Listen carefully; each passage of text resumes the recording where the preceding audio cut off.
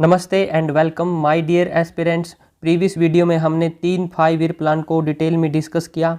अब इस वीडियो में हम 4th and 5th 5 year plan को डिस्कस करने वाले हैं। अब आपको पता ही होगा कि 4th 5 ईयर प्लान का जो पीरियड है वो हमारा 1969 से 74 तक है। अब इससे पहले 3 साल हम एक एक साल के प्लान डिस्कस कर चुके हैं कि हमारी फाइनेंशियल कंडीशन, हमारी कंट्री की फाइनेंशियल कंडीशन थोड़ी कमज़ोर हो गई थी, तो इस करके हमको 1966 से 1969 तक एक एक साल के 3 प्लान लॉन्च करने पड़े। तो अब समय आ गया था 1969 में आकर कि हम 5 ईयर प्लान दोबारा से शुरू करें। और अब की बार जो हमारा ऑब्जेक्टिव था 5 ईयर प्लान का, वो ग्रोथ के साथ स्टेबिलिटी लाना था इकोनॉमी में, क्योंकि काफ़ी अनस्टेबिलिटी आ चुकी थी फाइनेंशियल क्राइसिस की वजह से, इन्फ्लेशन की वजह से, वॉर की वजह से। अब की बार जो हमारा जो मेन था वो सेल्फ रिलायंट, अब की बार जो हमारा एम था वो सेल्फ रिलायंट बनना था हर सेक्टर को ग्रोथ लाके।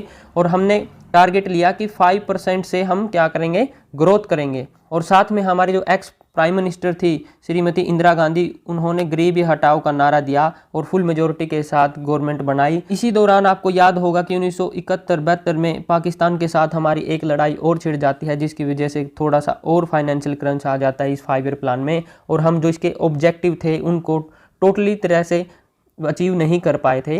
बट कहने का मतलब ये है कि इस दौरान हमने काफ़ी अच्छी इम्प्रूवमेंट की है। एक तो हमने हमारे कंट्री को वार के लिए क्या किया, तैयार किया कि हम आने वाले टाइम में और वार को अच्छी तरह से लड़ पाएँ, तो डिफेंस सेक्टर को मजबूत किया। और हमारे फाइनेंशियल सेक्टर को इम्प्रूव करने के लिए हमारी गवर्नमेंट ने 14 बैंकों का नेशनलाइजेशन किया। और इसके साथ हम ग्रीन रिवॉल्यूशन, जो कि एक मेजर स्टेप रहा इंडियन इकोनॉमी के लिए, काफ़ी एग्रीकल्चर सेक्टर को डेवलप करने में इसकी काफ़ी अहम भूमिका रही। ये 1965 में हमने शुरू कर दिया था। और इसके आने से आने वाली 5-10 साल में फूड ग्रेन्स में इंडिया क्या हो गया, सेल्फ रिलायंट हो गया था। सेल्फ सफिशेंट प्रोडक्शन हमने कर ली थी। अब हमारी जो जनता थी उसको खाने पीने की वस्तुओं या ज़रूरत की वस्तुओं की कोई ज़्यादा कमी महसूस नहीं हो रही थी। तो इस 5 ईयर प्लान में हमने ये सारी चीज़ें देखी। इसके साथ ही हम 5th 5 ईयर प्लान को देखेंगे। इसमें हम इसका जो टाइम पीरियड था वो 1974 से 1979 रहा। इस 5 ईयर प्लान में भी 2 मेजर ऑब्जेक्टिव थे। पहला था पॉवर्टी को रिमूव करना, जो कि इंदिरा गांधी जी का मेन स्लोगन था प्रीवियस जो 5 ईयर प्लान था उसमें। और सेल्फ रिलायंट बनना, दोबारा से हम क्या करना चाह रहे थे, अपने हर सेक्टर को इक्वली ग्रोथ करना चाह रहे थे कि हर सेक्टर हमारा प्रोस्पेरस हो और हम क्या बन जाएं, प्रोडक्शन में और एक्सपोर्ट करने में सेल्फ रिलायंट बन जाए। इंडिया को किसी कंट्री पर डिपेंड ना होना पड़े, जैसे कि फूड ग्रेन्स पर हम इससे पहले USA आदि देशों पर डिपेंड थे, वहाँ से गेहूँ मंगवाते थे। और इसको प्लान किया गया कि हम हायर ग्रोथ रेट के साथ क्या करेंगे, इनकम का डिस्ट्रीब्यूशन करेंगे अच्छी तरह से, हर एक व्यक्ति तक हम लास्ट जो गवर्नमेंट की जो स्कीम्स है उनका बेनिफिट पहुंचाएंगे। And sufficient increase in domestic rate of saving, और हमारे देश में इनकम जनरेट करके लोगों के सेविंग को बढ़ाने की कोशिश करेंगे, ताकि हम क्या कर पाएँ, इन्वेस्ट कर पाए उसको दोबारा से। और इसमें हमने अचीव क्या किया, इसमें हमने एक सबसे बड़ी अचीवमेंट ये रही कि हमने इलेक्ट्रिसिटी सप्लाई एक्ट को इनेक्ट किया 1975 में। और सेकंड, हमने लेबर इंटेंसिव प्रोडक्शन टेक्निक्स पर फोकस किया। जैसे कि हम जानते हैं कि इंडिया एक पॉपुलेशन अबंडेंट कंट्री रही है ना। तो पॉपुलेशन अबंडेंट कंट्री होने से हम लेबर अबंडेंट कंट्री बन जाते हैं। और लेबर अबंडेंट होने से हमको ऐसी टेक्निक यूज करनी होगी हमारी इंडस्ट्री में जिसमें कि लेबर की खपत ज़्यादा हो, ना कि मशीन यानी कि कैपिटल की खपत कम हो।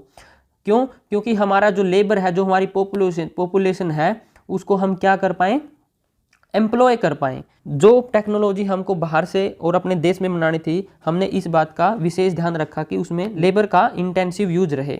चूँकि हम 1965 से ग्रीन रिवॉल्यूशन पर काम कर रहे थे, हम फूड ग्रेन को एक्सपोर्ट करके या मिनरल्स को एक्सपोर्ट करके क्या कर पाए, फॉरेन एक्सचेंज को ला पाए इंडिया में, जो कि पिछले 5 ईयर प्लान में हमारी ज़रूरत थी, क्योंकि कमी होती दिख रही थी। इससे इंडिया को ये फ़ायदा हुआ कि इंडिया की बैलेंस ऑफ पेमेंट में इम्प्रूवमेंट हुआ। लेबर इंटेंसिव टेक्नोलॉजी का यूज करके हमको यह भी ध्यान में रखना था कि हम इंपोर्ट सब्स्टिट्यूशन फैक्ट्रियों को लगाएं, यानी कि वो सेक्टर देखें जहां पर हम ज़्यादा इंपोर्ट कर रहे हैं और उस इंपोर्ट का हम हमारे कंट्री में डोमेस्टिकली क्या अल्टरनेटिव निकाल सकते हैं।